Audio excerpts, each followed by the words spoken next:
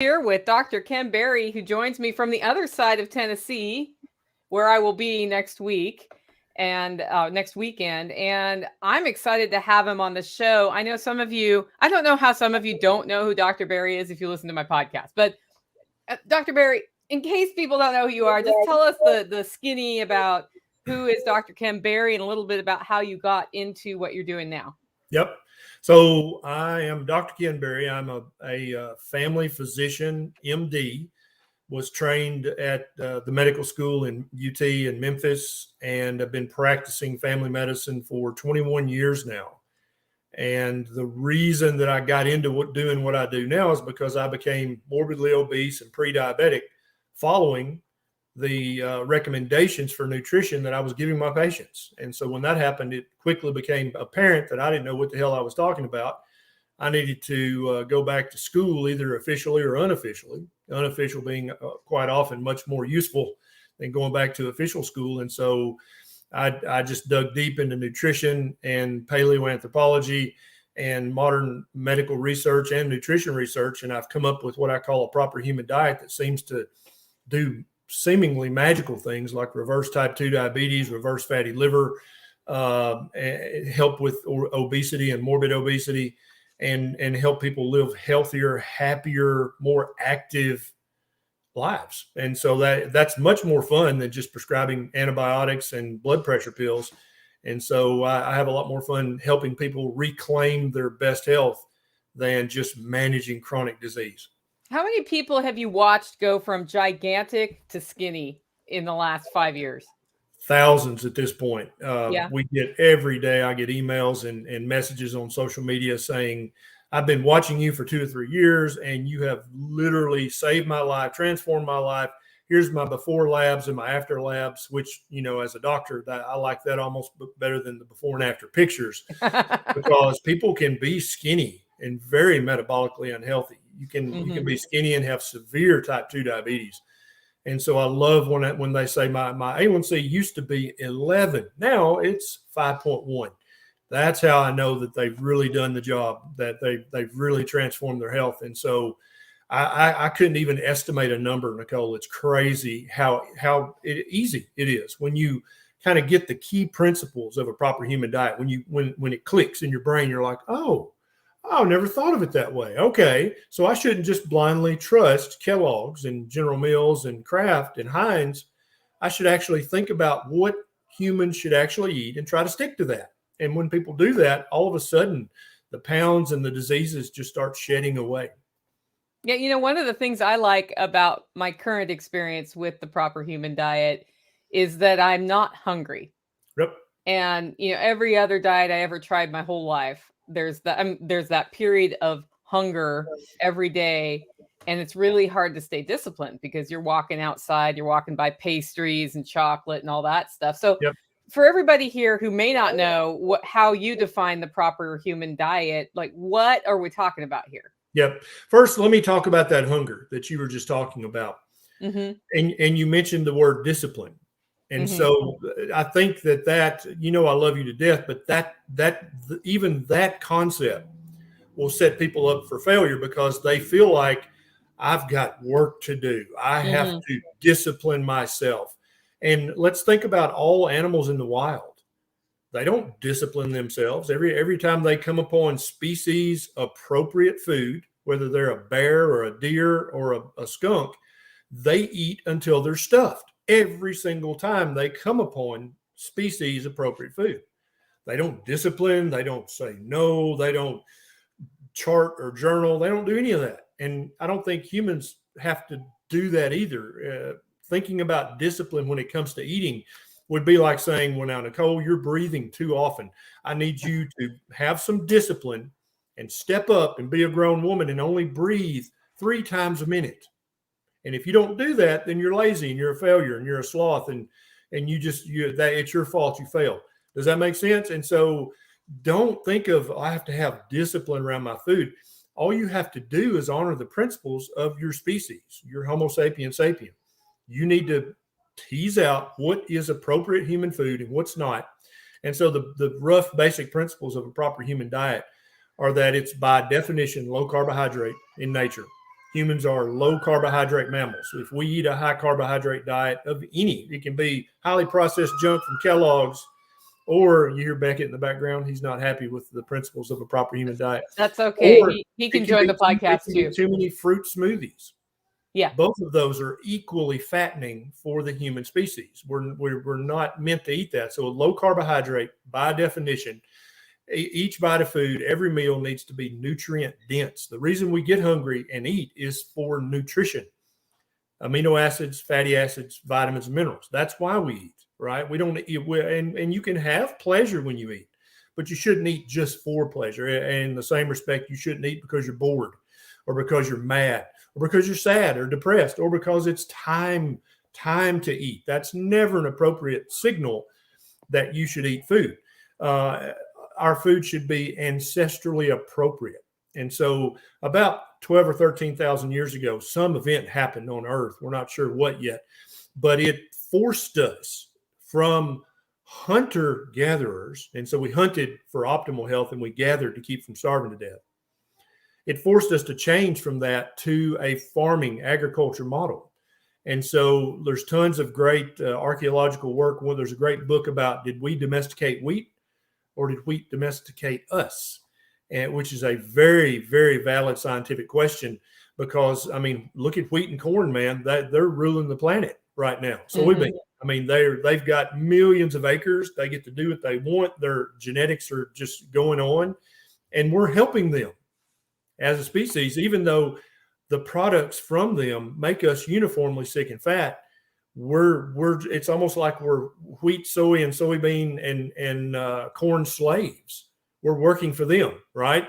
And so the ancestral human diet included lots of fatty meat, as much as we could get our hands on, in fact, and the paleoanthropological evidence is very clear. There's really no argument about that.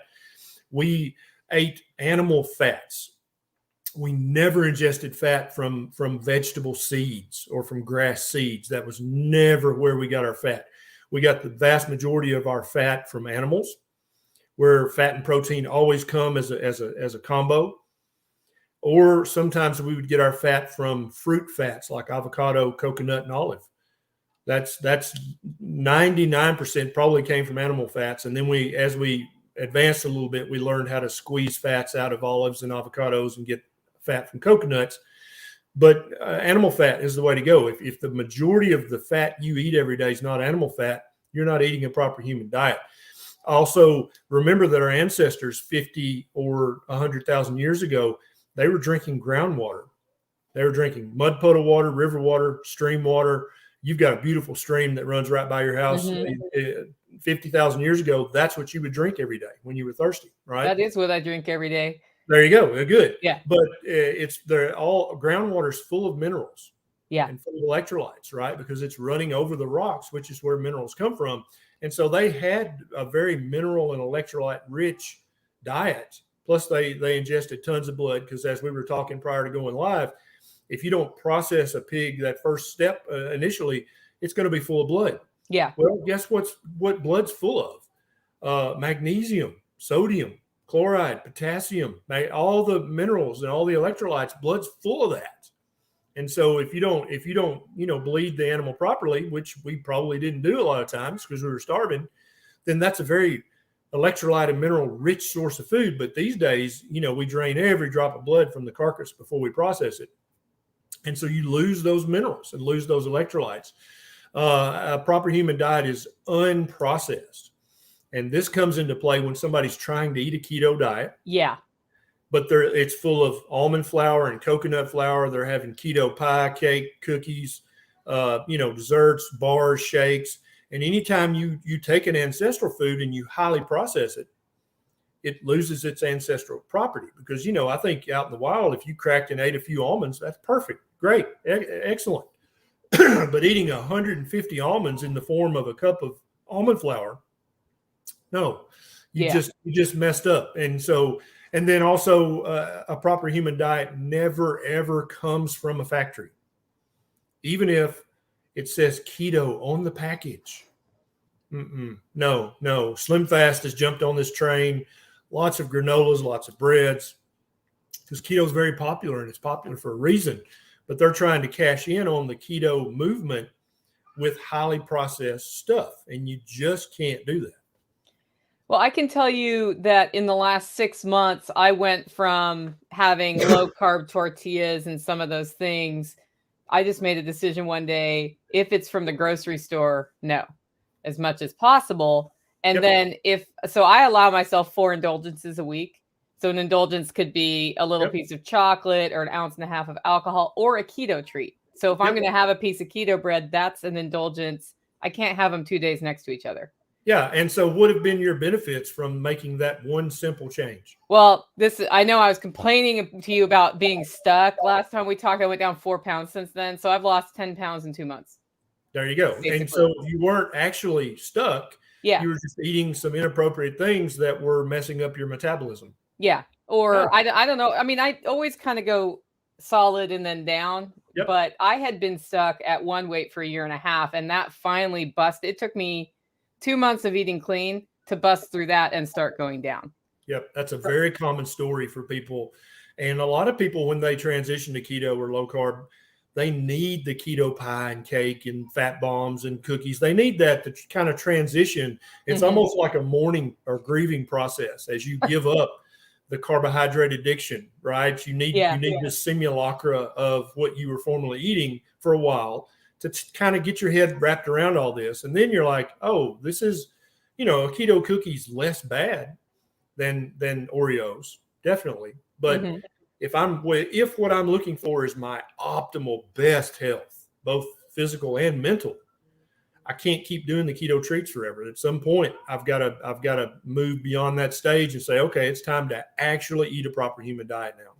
Yeah, I think so. It took me 1 year of psychological appointments with a therapist to evaluate my emotional eating. And I like to share that openly with my group because I think it's like dealing with an alcohol addiction. 100%. And when you approach it that way and say, okay, why am I eating this chocolate bar at 2 a.m, which is not the time one would usually need to eat, right? Right.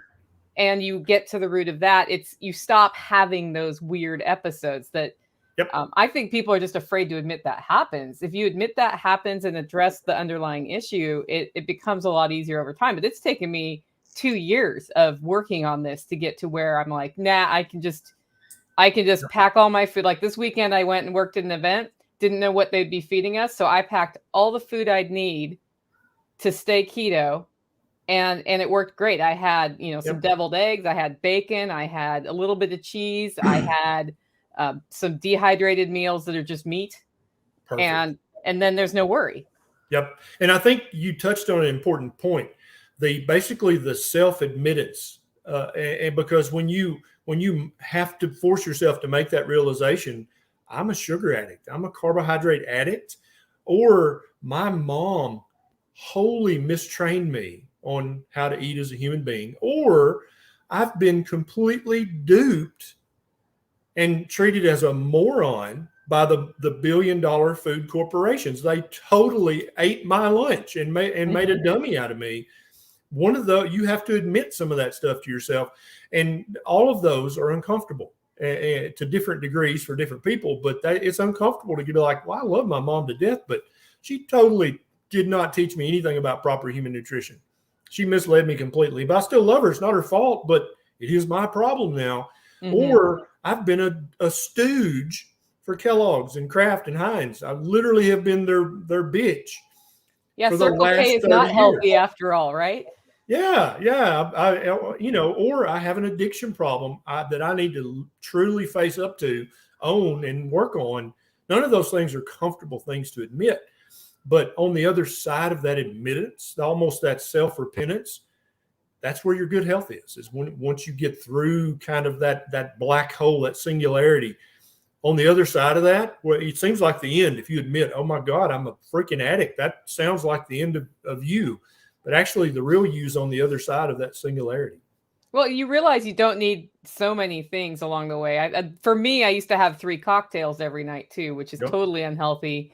Now I have one once in a while. And my relationship with alcohol is so much healthier now. Just And it was just wow, I feel good. And if I have too much alcohol, I really don't feel good. So I probably really didn't feel good all the time.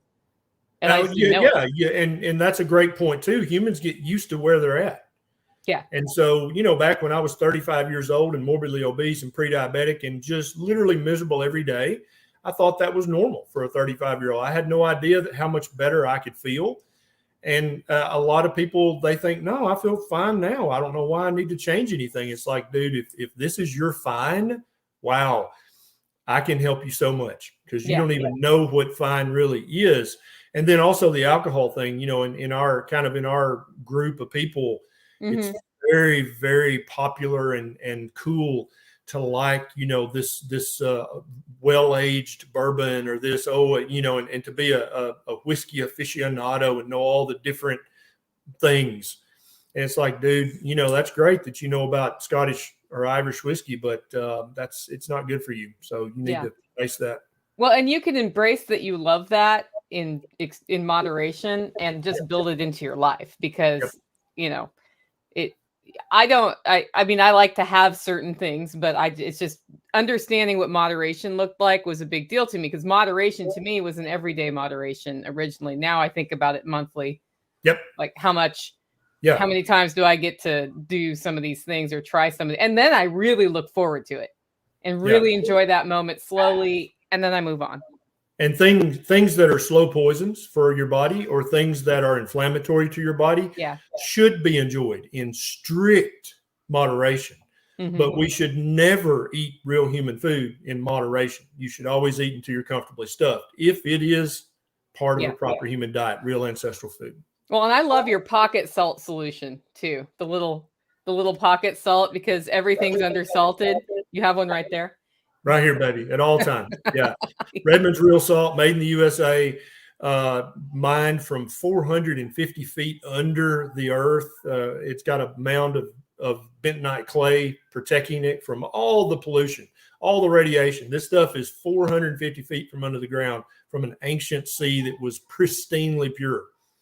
And so, whatever continent you live on, because I know Nicole is worldwide, there is a real salt for you. It may not be Redmond's, but here in the U.S., that's what it is for us. But if you're in South America, if you're in the U.K., if you're in Europe or Africa or Asia, there is a real salt for you that you should be eating, and it does not come from evaporated modern ocean salt.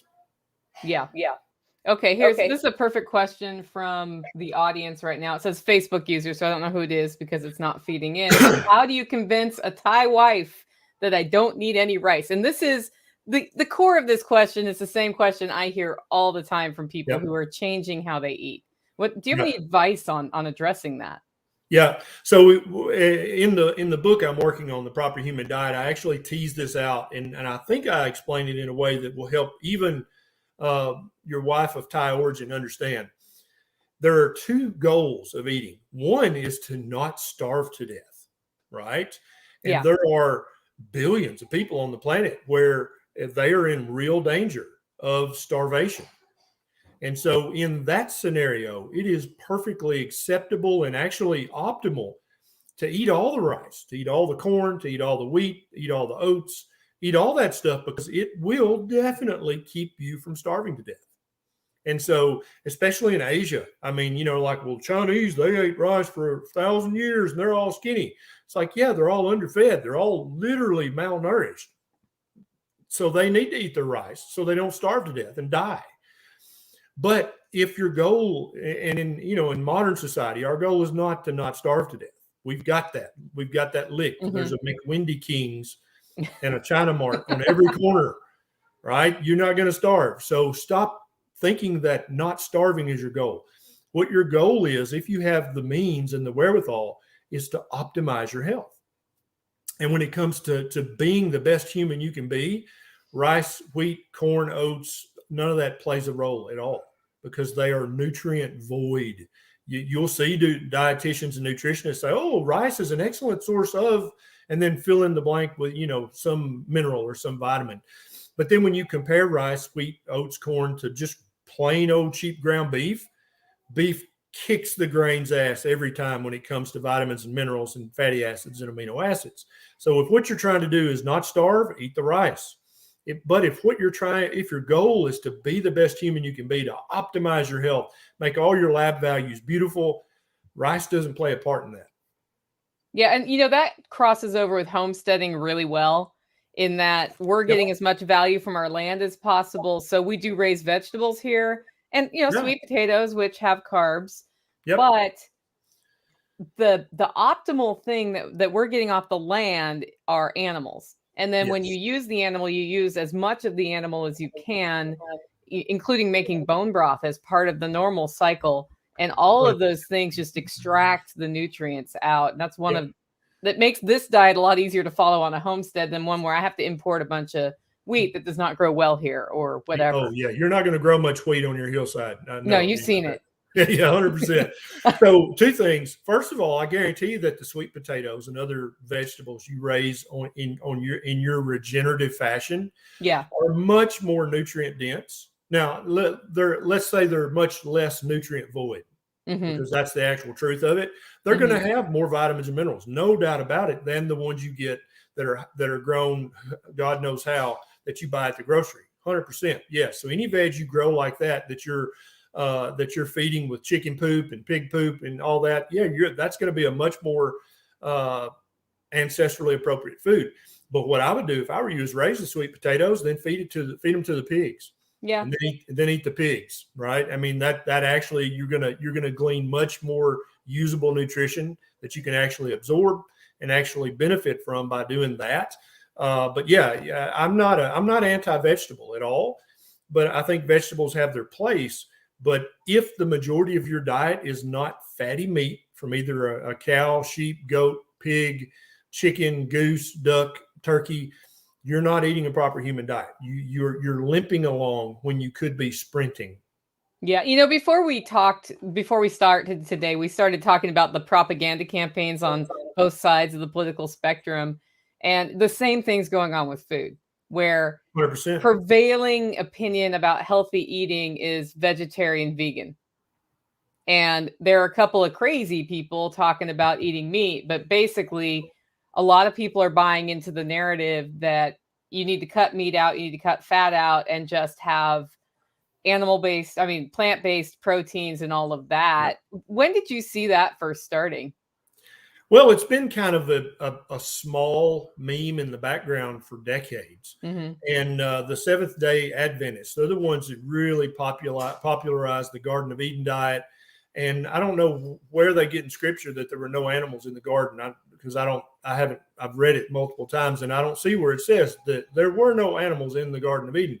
But they have really taken over the nutrition space. And my good friends Gary and Belinda Fetke have went down this rabbit hole very deeply, and literally every regulatory body of nutrition is a majority of the members of the board are Seventh-day Adventists. And I'm not against any religion, but I am against giving false dietary information. And Kellogg's was a Seventh Day, and he literally wanted you to eat cornflakes so that you wouldn't masturbate and you wouldn't have sexual thoughts.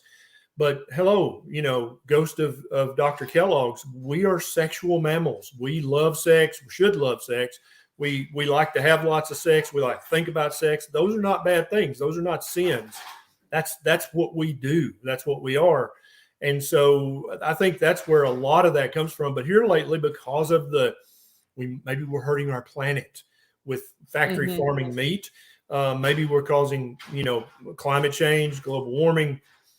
Then they're able to tie the plant-based thing to that and say, oh, look, you reduce your emissions if you eat this. And the next generation coming up, Nicole, the kids in their teens and 20s and even early 30s, they are scared to death that our planet's going to die. They have been raised from the very young age that we're just literally living on the edge.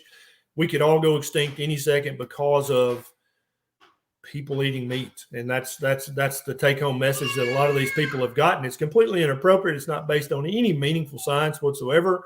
But the propaganda from if you're exposed to propaganda when you're 3, 4, 5, 6, 7, 8 years old, that stuff almost gets hardwired into your psyche, and you can't help but believe it.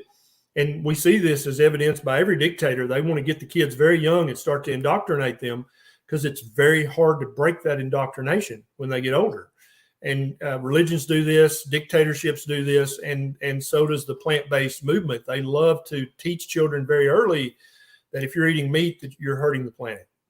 You know, that made me think the brilliance of that campaign is that factory-raised meats are destructive to the environment.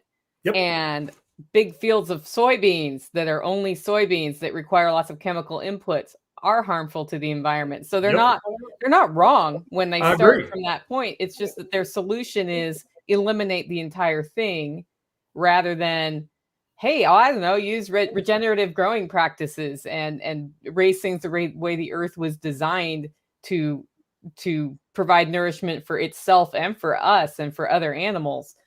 It's something, it's started to percolate in the back of my head, because I have a background in public policy. I'm starting to want to do the counter marketing campaign from the permaculture standpoint, where, no, you guys are wrong. This is how if you want to sequester carbon, treat your fields right. Absolutely. And I think that's something that you and I should really work on, because I think not only is that the correct message, but I think the average person has had enough of the bullshit from both sides. Mm-hmm. They want a simple plan. How can I and my family, how can we be more sustainable, be more resilient, maybe even become anti-fragile? How can we do that? How can we eat food that's going to keep us healthy? How can we grow our own food? Whether it's, I sold my cockatiel and I bought 3 Coturnix quail to keep in the cockatiel cage, because they lay 3 little eggs every day. Yeah. If you're in an apartment on the 80th floor, there you go. That's real food. And then you got some herbs growing out on the balcony. Boom, you're raising a percentage of your food regeneratively and sustainably. Well done. If you've got a half acre of land, you could have 6 hens in the backyard. They don't crow. Your neighbors will never know if you've got a fence. Boom. And they're eating bugs and grass and worms. There you go. You literally have changed the world for the better by that one little step. If you've got an acre or 2, you could have a couple of St. Croix sheep that just keep your lawn mowed to perfection. So you're not running the lawnmower all day. You're not having to mow the grass all the time. And you get 2 sheep to put in the freezer every year. At the end of the year, boom, that is a perfect solution to helping the earth and helping your family be healthier. And then if you own more land, I mean, literally the plan's wide open, how you want to manage that land.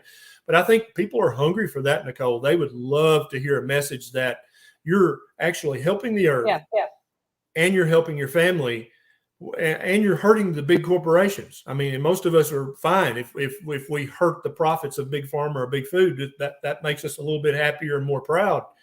That's exactly the message that needs to be getting out there. That's so funny. We are literally in the middle of going to look at some St. Croix sheep because I'm tired of mowing. Yep, they're wonderful. They are wonderful. They are the sweetest animals. We have 23. 2 rams and then the rest ewes, and I rotate them about every 3rd day. I give them a fresh little patch of grass. I've got my my Great Pyrenees in there with him. He freaking loves his job. I feed him like a king because he's my best employee, and it's working so well. And our freezer's always going to be full of delicious fatty sheep mutton, and I couldn't be happier about that. That I know that Beckett, who's almost 2, he's going to grow up knowing what real food is from day one, being exposed to all the propaganda from either side, and also not being exposed to all the inflammatory foods that the average kid, that is 95% of their diets is stuff, wheat, rice, oats, and corn, little chips, little cookies, little crisp, little crackers. He doesn't even know what that stuff is. He would immediately detect with his palate, this is not real food. He might eat one, but he'd walk away. He wants real food. Yeah, real food. And if he eats the bad food, he's going to have probably an inflammatory reaction unlike anything. Yep. Okay. We were recently at a keto event, and there's, everybody's trying to cash in on keto. I don't blame them. It's human nature to want to make a buck. But this lady had started a keto donut business. And so she had these donuts just everywhere. They're beautiful, colorful. And, Beckett was a 1.5 years old, and he's like, ooh. And so I just let him have one. He took a couple of bites, and he was like, okay. And he just went on about his business, where the average kid that's already a carb addict, they would have stuffed as many of those donuts in their face and in their pockets as they could have. because that's like, yeah. But he took a couple of bites, and I took a bite. They're delicious, but it's not something that I'm now craving. Come here, Becky. Speaking of, come here. Come. He's eating sausage, Mama. Come say hi to Nicole. Come here. This is what a baby that's been fed 95% meat his entire life. This is what he looks like. Say hi. Say hi to Nicole. Hi. Yeah, he's shy. Is it weird talking to me on video?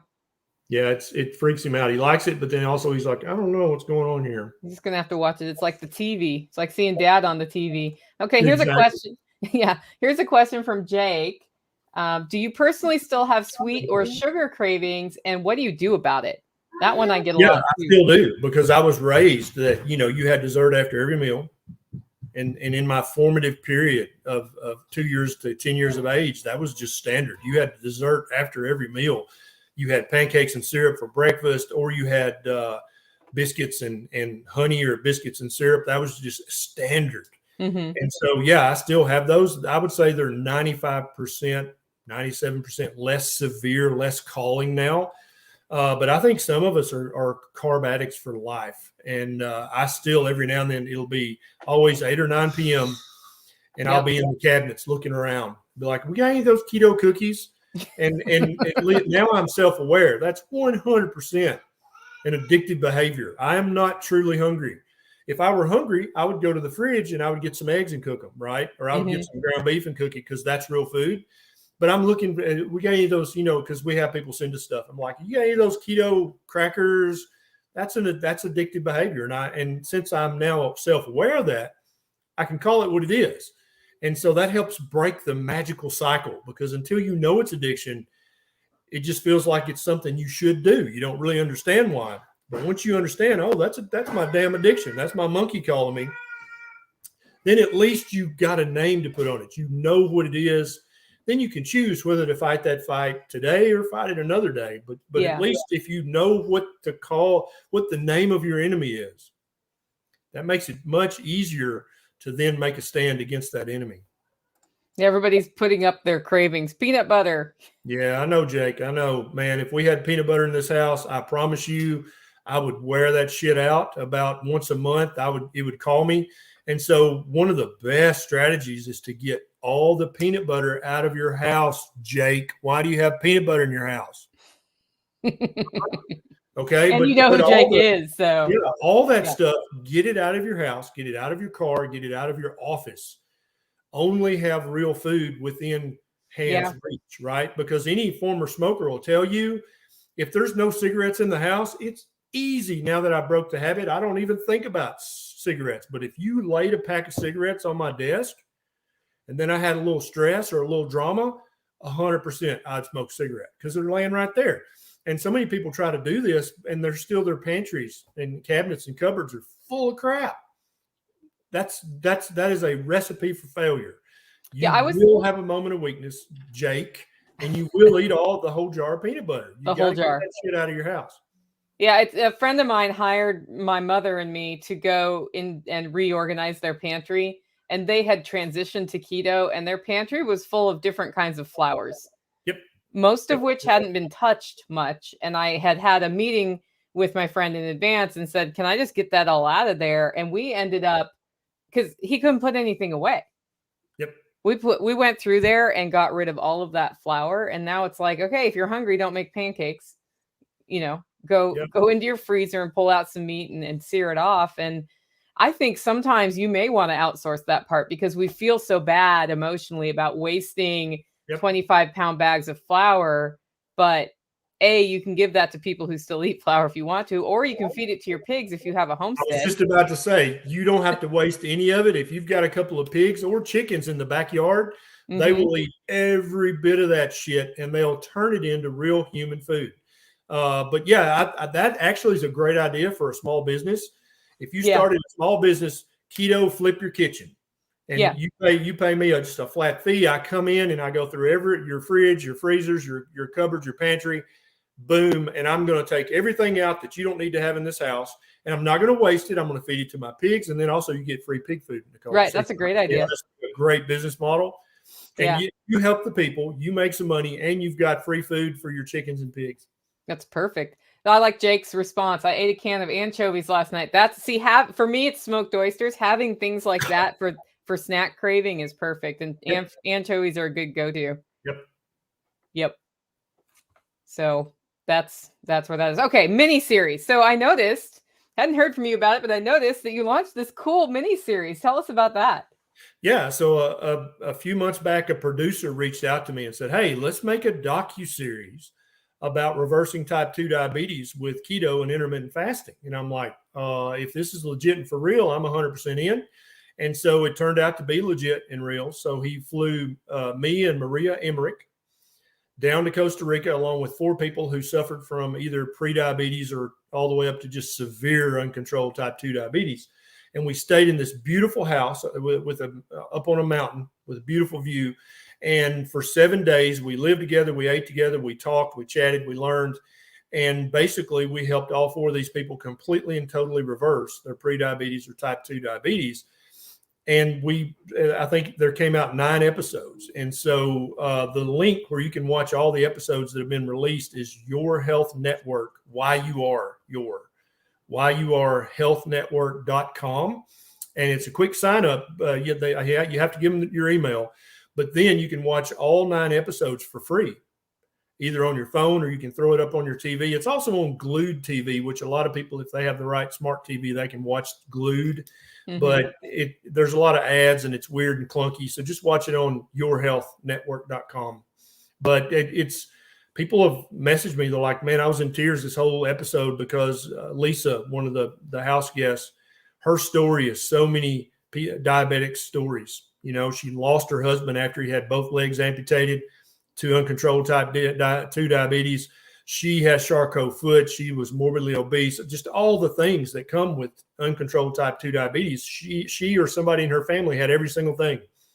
But now she's like a different person. And she started her own little Instagram account. And I'm trying to get her to start a YouTube channel because there are millions of type 2 diabetics out there who think that it's a chronic progressive disease. Once you get it, you're stuck. That's it. You can never do anything about it except take a handful of pills and injections. And that's just not true. If you start eating a proper human diet, you can completely reverse, cure, heal, whatever words you want to use, your type 2 diabetes in anywhere from 3 months to 12 months, it'll be completely gone. And I think that message, when the average type 2 diabetic hears that, they're like, wait, what? My doctor's never told me that. No, they didn't. I didn't know that was possible. So yeah, it's 100% possible, and it will 100% happen for you if you watch the series reversed and then watch some of my YouTube videos, listen to Nicole's podcast. You will no longer be a type 2 diabetic in some number of months. I do find when making a lifestyle change like this, exposing yourself to the message over and over and over is helpful. For those of you who like to cook dinner, listening to a podcast, pop this series on. Just pop the series on while you're cooking dinner and have it running in the background. And that can serve as a powerful foundation to not grab the rice and cook it. Yep. What degree of deprogramming do you think that serves, Nicole? Because I think that's a lot of it is just deprogramming all the incorrect messages you've been fed your entire life, all the TV ads when you were watching Saturday morning cartoons, all that stuff. I think some degree of deprogramming has to happen so that this now feels normal to you. Eating real human food, which should be the most normal thing in the world. To some of us, it feels very weird. They're like, well, I mean, what if I eat too many eggs? But you never ask anybody what happens if you eat too many Doritos, because it felt normal to eat a family-sized bag of Doritos. Everybody was doing it. People laughed about it on social media. But then now we're worried. What if I eat too much liver? What if I eat too many eggs? That's not going to happen. But you get my point. It feels weird eating a normal human diet. Well, we were taught very strictly in the 80s, 2 eggs or 4 eggs a week because of high cholesterol, and eggs were the enemy. And then we all started eating pasta and red sauce as our diet food. Yeah. Which was exactly the wrong thing to do. Here's a good question. Got fatter and fatter. Any beginning tips for a 50-year-old male, 520 pounds with skin inflammation and high blood pressure? 100%. And I know that's not you who asked the question. Yeah, 100%. Step 1, remove all sugar from your diet, both especially added sugar, but also naturally occurring sugars. Fruit smoothies, lots of fruits. That's not the answer for you, Dowie. Step 2, get rid of all grains, especially wheat, rice, oats, and corn, but also amaranth, millet, quinoa, all those things. All those are high carb. They're nutrient void. They keep you chronically hungry and chronically inflamed. Step 3, get rid of all vegetable seed oils like soybean, canola, peanuts, safflower, sunflower, sesame, grapeseed. None of those oils are healthy. They're very inflammatory for you. Start using animal fats instead. Step 4, every meal, half of your plate, at least half of your plate, is going to be covered with fatty meat and eggs. And the other half or third or quarter or none is going to be veg, real veg that grew in the ground, or some berries. Okay. And so if you want 100% of your plate to be meat, that's fine. That you can eat a carnivore diet that will reverse your morbid obesity quicker than any other diet. Or you can be keto with a half or 2/3 of your plate covered with fatty meat and eggs, and then a little bit of veg. Yeah, that's going to work too. But you gotta, and so you're going to stop trusting any food that comes in a cardboard box or a plastic bag, because that is part of your problem. Even if it says keto on the label, that's not your answer. Your answer is real food that either grew from the ground or ate what grew from the ground. That's real human food. Just those 4 steps, you're gonna lose another human amount of weight. You're gonna lose 100, 200, 300 pounds in a year if you just follow that. Do not portion control. Do not calorie count. You're going to eat real fatty meat and real veg until you're comfortably stuffed, with the meat always being the majority of what you eat, the eggs always being the majority, and you're going to eat until you cannot eat another bite.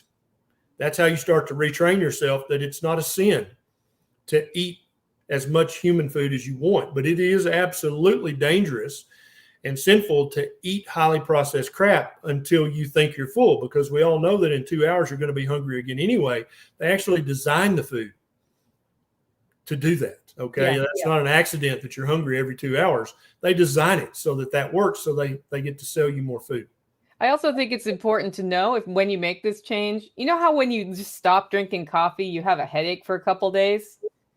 When you stop eating carbs, same thing happens. There are a couple days where you feel bad. And if you just keep doing your best to eat right, and if you add some electrolytes and some minerals, you have the keto chow, that really helps reduce the feeling of that. Yep. If you're going to go all in, just know there are going to be some days in there where you may not feel great. And then once you get past that, you feel great. Like unlike you've ever felt before. Here's a question from Odyssey. And let me get it up on the screen. It's about rheumatoid arthritis. What about rheumatoid arthritis? Yep. 100% of the time, someone with rheumatoid arthritis who's eating a highly processed, high carbohydrate diet or a plant-based diet, when they switch to a proper human diet, the symptoms of their rheumatoid arthritis get substantially better. This also goes for psoriatic arthritis, osteoarthritis, or post-traumatic arthritis. All these arthritides get better when you stop causing inflammation in that joint, and you feed that joint all the building blocks it needs to make new collagen, to make synovial fluid, because none of those building blocks are in the highly processed crap. Okay. And many plants have anti-nutrients that actually block your absorption of vitamins and minerals. So the plant itself may have lots of this vitamin or that vitamin, but your body can't absorb it because of the phytochemicals, the phytates, the lectins, the oxalates. You can't actually get any of the vitamin. And then also plants are always an inferior source of protein. The best protein always comes from animals. And you need protein to rebuild that joint and to make new synovial fluid and to make new cartilage. You're only going to get that by eating a proper human diet. But we've had thousands of people, and I've got an arthritis video or two on my YouTube channel. Mm-hmm. And also all my YouTube videos are backed up on Odyssey. A lot of people don't know that, but I've got an Odyssey that's got them all on there. And if you'd rather watch them on Odyssey, they're all there. They're also all on BitChute in case you hate the YouTube monster. Yeah, and in case they shut you down one day for talking about meat, which may happen. I mean, we already can't do that. We can't sell animals on Facebook anymore. Yeah. Big farms that like big USDA CAFO farms can sell meat on Facebook. I can't. Yep, that's right. Yeah, how is it that Tyson? How is it they can have a chicken advertisement on Facebook, but you can't sell your pigs on Facebook? Yeah, That's the weird, right? justification is they don't know if I'm adhering to cottage food law, but they trust Tyson. That's basically it. Yeah. No, it's because they want us to be vegan. Mm-hmm. What are your thoughts on 0-calorie carbonated drinks like ice? Yeah, I think they're 1,000 times better than drinking a Coke or a Pepsi, and probably 100 times better than drinking a Diet Coke or a Diet Pepsi. But they're a little less good than just drinking water or unsweetened tea or black coffee. I think those three things are probably the most ancestrally appropriate. We've been drinking tea and coffee for thousands of years. And so you might use the ice or something like that, like Zevia. You might use that to transition away from Coke and Pepsi, who I feel are probably the closest thing to a demonic presence on this planet that we currently have. But I wouldn't make that part of your long-term plan. I would use it as a transition. Like, alcoholics will drink near beer or Old Duels every now and then, just if they have that craving, and it doesn't knock them off the wagon, but it kind of just serves a purpose for a while. But I think any long-term alcoholic would tell you that, yeah, you don't need to be drinking Old Duels or any alcohol-free beer, because that is liable to call up the monkey. Yeah. And then one other thing you talked about, it escaped me. It'll come back. Go ahead. Okay. Will changing your diet help eliminate diabetic neuropathy? Yeah, neuropathy is one of the first reasons I started recommending a keto diet to my patients, whether it's diabetic neuropathy or whether it's any neuropathy. When you stop eating foods that inflame your nerve endings, and even in some cases will kill the nerve endings, and you get your blood sugar back to normal and you get your insulin level back to normal, diabetic neuropathy and all forms of neuropathy improve. Now, some people, they go completely away. In some people, it depends on how many decades you've had the neuropathy, on how severe the neuropathy was, how permanent the damage you've done is. So some people say, oh, my neuropathy's 70% better. I can now sleep without taking, Neurontin, gabapentin, Lyrica, pregabalin. I don't have to take those anymore. It's still there. I notice it, but it's not torture like it used to be, in which I would consider to be a great victory, right? And so your diabetic neuropathy is going to get at least some percentage better by eating a proper human diet. Yes, and in some cases, it goes completely away. That's awesome. Okay, what about homemade kombucha? Yeah, I think for some people, Jake, it is a double-edged sword. But for other people, depending on how you make the kombucha, if you make it with the ratio so that all the sugar is used up by the microbes, then so it's just going to be a bitter tasting fizzy drink, I think it's probably fine. And it probably is beneficial in some ways, but I don't think it's needed for long-term proper human diet. But yeah, some people, Nisha loves kombucha, the real stuff. Yeah. I don't love it, but I can drink it. But the kombucha you buy in the grocery is shit. Don't even waste your money on it. Oh, you can use it to start one. Yep. That's yeah. And then do it right. Yeah. Okay, follow up on the 520 pound 50-year-old. No dangers in switching quickly. And this actually brings up what I wanted to talk about. So zero danger of switching quickly. Okay. Zero danger. There's no harm that's going to come from switching quickly. But if you are a carbohydrate addict, a sugar addict, which I suspect you are given your weight, then you're going to have a period of withdrawal. And just like an alcoholic, if they're drinking 2/5 of vodka a day and they quit cold turkey, they're going to have some terrible withdrawal symptoms. Right? It's not dangerous, but it's going to suck for some number of days or weeks, right? Does that mean the alcoholic should go back to drinking the vodka? No, doesn't mean that, but it just means your body's got to basically switch back over to drinking water again and drinking coffee and actually eating real food. And during that transition process, that withdrawal process, it sucks. I've helped alcoholics go through it. Not fun in any way. It 100% makes you want to just have a drink. And so you're going to have some degree of withdrawal symptoms, which can suck. And carbohydrate withdrawal symptoms exactly overlap the symptoms you have if you quit smoking. or if you quit alcohol, or if you quit smoking crack, you're going to have the same exact withdrawal symptoms. Yeah, I like to call it like cycles of toxin dumps. Yeah, you're going to have some toxin dumping, but mainly it's just your body going, "Hey, where's my freaking sugar at?" You've got billions of bacteria in your gut, and when you've been eating a high carb diet, you have selected for the carbohydrate loving bacteria. Oh, there's your baby.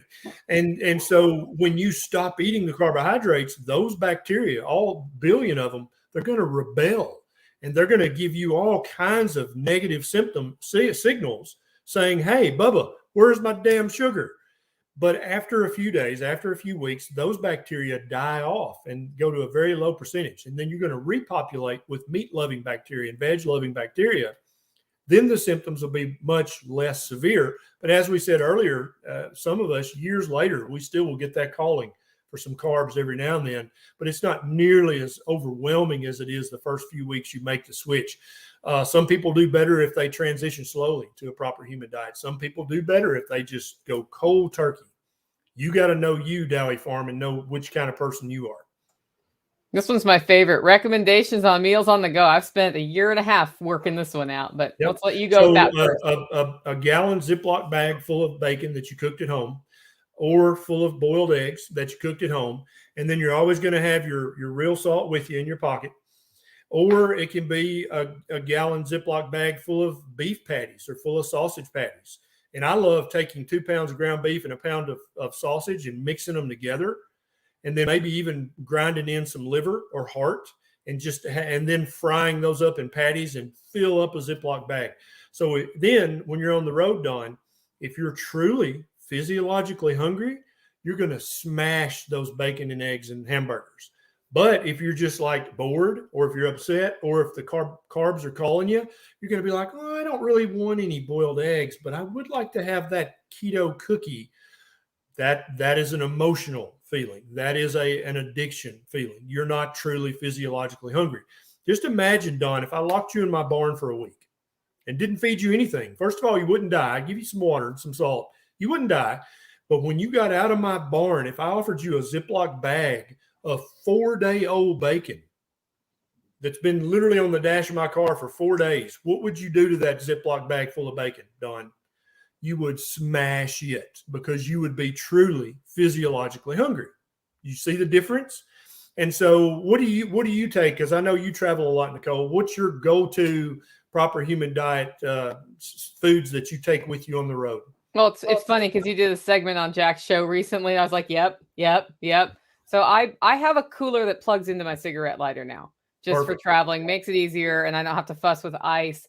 And I bring carbonated water to drink, which I have a soda stream. And that it's like you have a soda when you're bored, but it's not a soda. Yep. Hard-boiled eggs, bacon, sausage, a little bit of cheese. Yep. And what I have learned is you can devil the eggs if you can keep them cold, and they're actually easier to eat because they're just it's a better mouthfeel. Yep. And then I have freeze-dried beef chili that's just beef with some spices. Perfect. And that's it. Yep. That's all. It's not a lot, and it works every time. I used to bring celery sticks and stuff, but now I just don't even crave those on the road anymore because it's a year later. Yeah. And if you're traveling, or if you're prepping, or if you're backpacking, or if you're spending a week in the woods hunting, space, encumbrance, that means something. You don't want to be trying to fill up your backpack with celery sticks, which literally have no nutrition whatsoever. You want to fill up your backpack or your bug out bag or whatever with real nutrient dense that takes up a little bit of space, but is full of all the nutrition you need. Same thing when you're traveling for business. You don't want to be packing, a huge garbage bag full of celery sticks. You want bacon, beef patties, boiled eggs, stuff that doesn't take up much space, but it's going to fill you up and give you all the nutrition you need. Yeah. People are really interested in all of the different ways that this can cure illness. So this comes from Odyssey. How about melasma? I don't know what that is because I'm not a doctor. Mainly carnivore, but I know it can be hormonal. So tell us about that. Yeah, one of the things I noticed very early recommending keto is that people's hormone levels move back towards normal the closer they're eating to a proper human diet. So if their diet is mainly meat and a little bit of veg, their hormone levels, regardless of how old they are, they actually improve. Now, they may not go back completely to normal, but they improve. They get better with no pills, no injections, no nothing, no pellets, nothing that I'm not tweaking their hormones. Their hormone levels just got better by changing to a proper human diet. And I mean, how powerful is that? But so then when you start saying, oh, you can improve your hormone function and hormone panel numbers by eating a proper human diet. Now, Nicole, we're talking about hundreds of medical conditions, hundreds and hundreds that are going to improve at least some degree when you stop eating the highly processed carbohydrate shit and start eating real human food. You're going to decrease the severity of the symptoms of whatever that hormonally induced disease is. And you're going to have fewer flare-ups. And when you have a flare-up, it's going to be less severe because your hormone levels are now more normal consistently on a daily basis.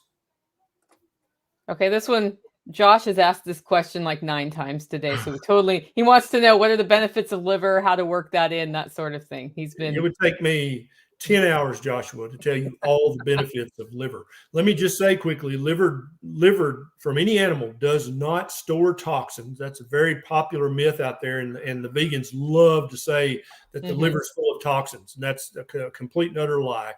Liver from a codfish, from a chicken, from a duck, goose, sheep, cow, pig is the one and only superfood on the planet.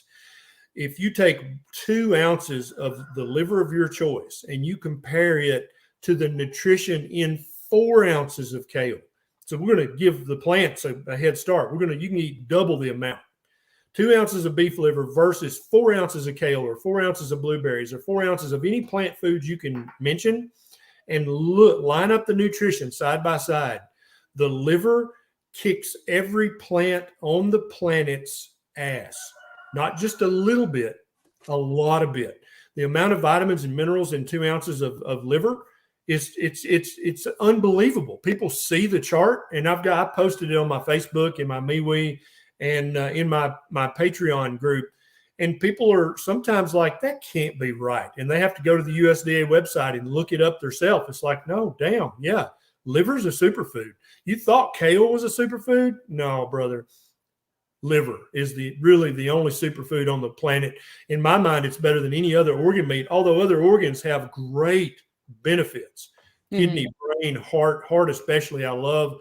But all the organs are nutrient-dense superfoods, but liver wins every single time. Yep. Liver is my nemesis meat.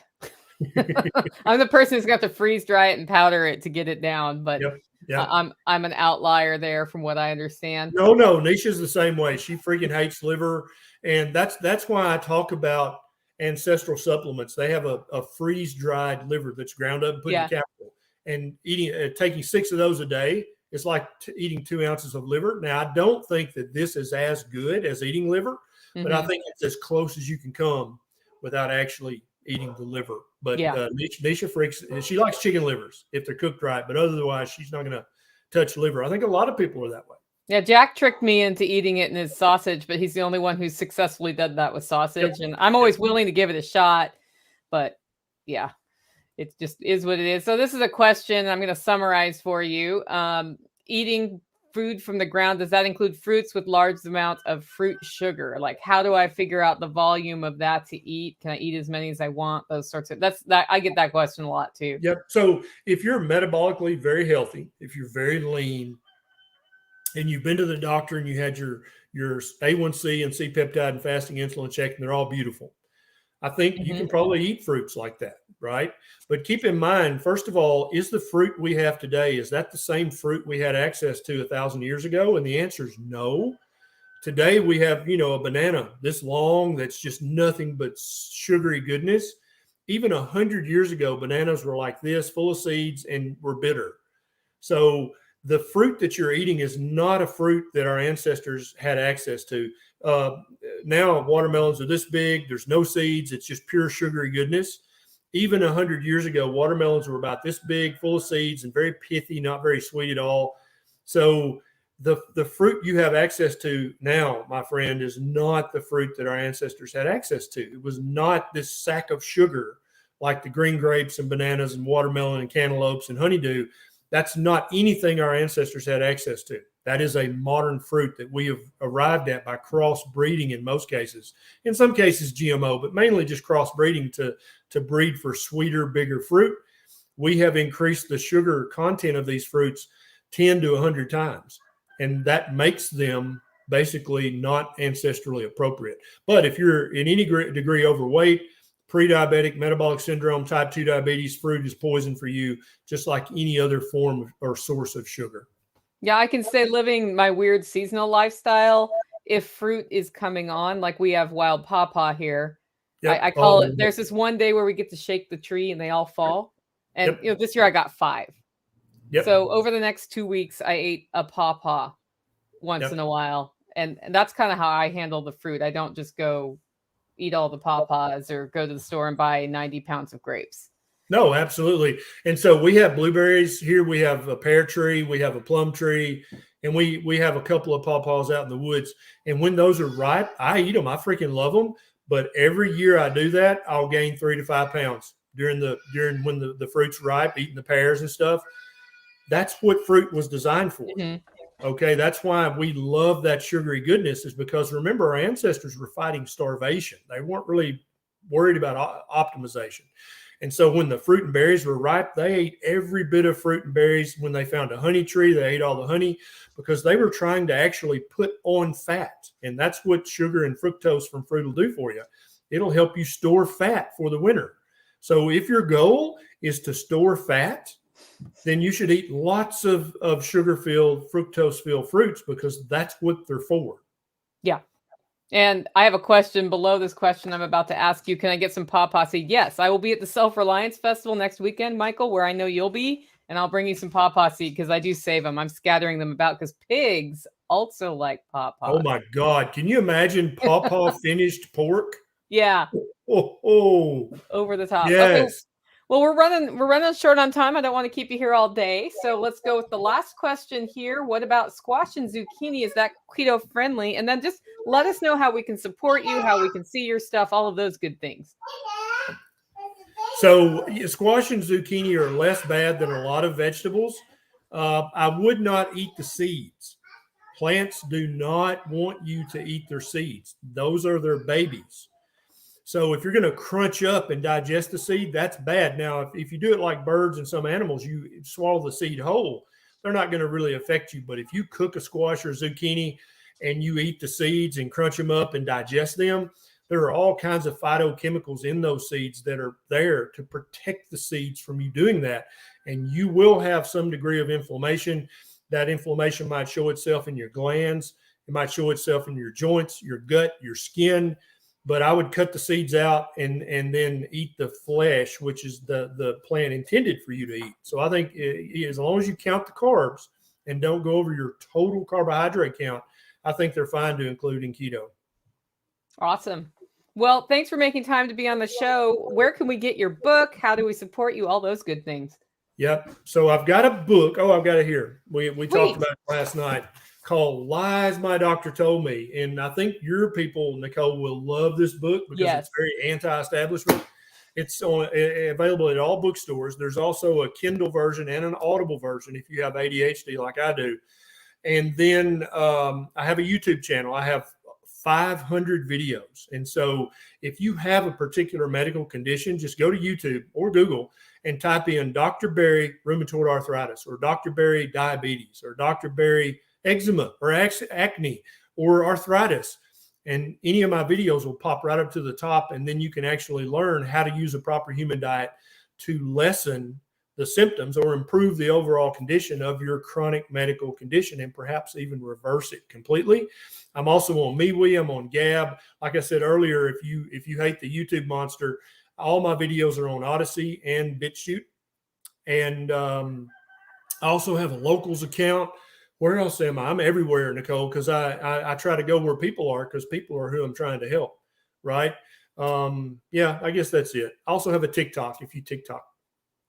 TikTok. Well, thanks for making time to talk today, guys. If you are interested in the Self-Reliance Festival that's coming up this weekend on Saturday, Dr. Barry's agreed to come speak to us there. I'm excited that that's happening. Tickets are on sale up till Wednesday at livingfreeintennessee.com. It's only $30. If you don't get one in advance, the price goes up because I'm a big old meanie about stuff like that.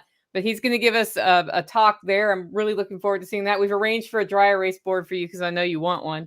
Yes. Always wants a dry erase board. Thanks so much for making time today. Hey, it's my pleasure. Thanks so much. It's good chatting with you again. I'll see you in Saturday. Camden, Tennessee. Yep.